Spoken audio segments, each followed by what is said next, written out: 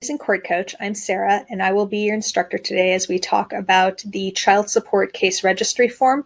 This form is also referred to as Form FL-191. As with all the family law forms, if there's a case caption shown, you would want to provide your case caption information as pertinent. This box right here where it says Child Support Case Registry form, you want to mark whether you are the mother or the father, and if this is the first form completed or changed to previous information. This is a mandatory form that's required every time the court makes a order for child support, whether that's an initial order or a modification to the order. It is not placed into the court file. It is actually maintained in a confidential file within the state of California for their record-keeping purposes. Under box number 1, date order file, that can either be the date of the hearing or the date of the file stamped order if you have that back. Oftentimes submit this with the order we want to be file stamped, in which case the date of the hearing suffices. 1B, you want to mark if this is an initial child support or family support order or a modification of child support or family support. Box C asks you to list the current amount of the monthly support that has been ordered. If it is reserved, in other words, the court has not made a decision today but will make one down the road, you would mark that box. If they made an order that the child support is to be 0, you would mark that box. Box 2, additional monthly support. That's if the court makes an order for any sort of monthly payment above and beyond just the base child support, you would list it here. Box 3, if there is any sort of back support ordered, sometimes we refer to that as arrears, you would list the total amount that was ordered. And then box 4, you would list the monthly amount to be paid towards the back support or arrears. So for instance, if the court orders or makes a finding that an obligor owes $1,000 back support to be payable at $100 per month, you would list the $1,000 in box number 3, the $100 per month in box number 4. This specific category that we're talking about is child support. The court can also make family support orders. That's where they list a lump sum amount that does not allocate between child and spousal support. It's very rarely used nowadays. You probably don't need to worry about that. The category to the far right is spousal support.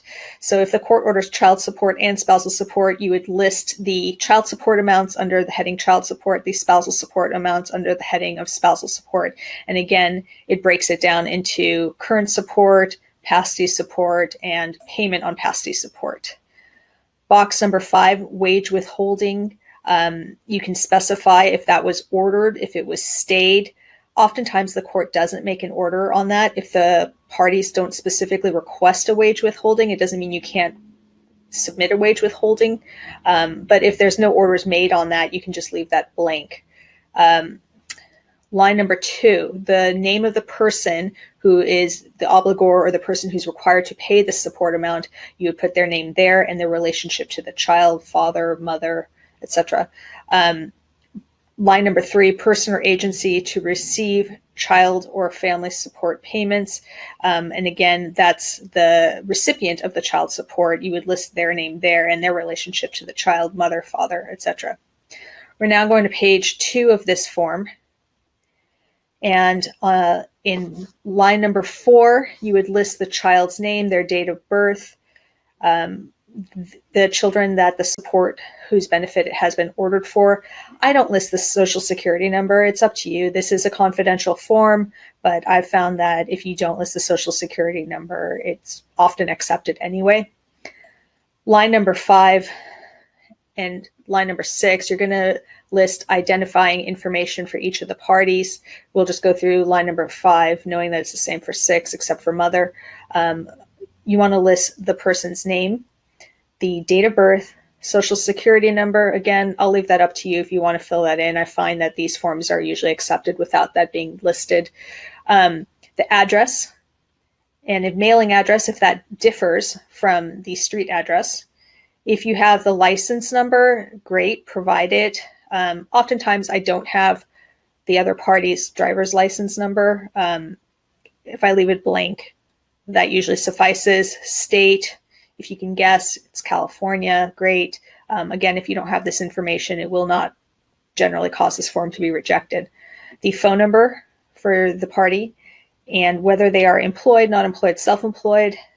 Under G, you list their employer's name, street address, city, state, zip code, and phone number.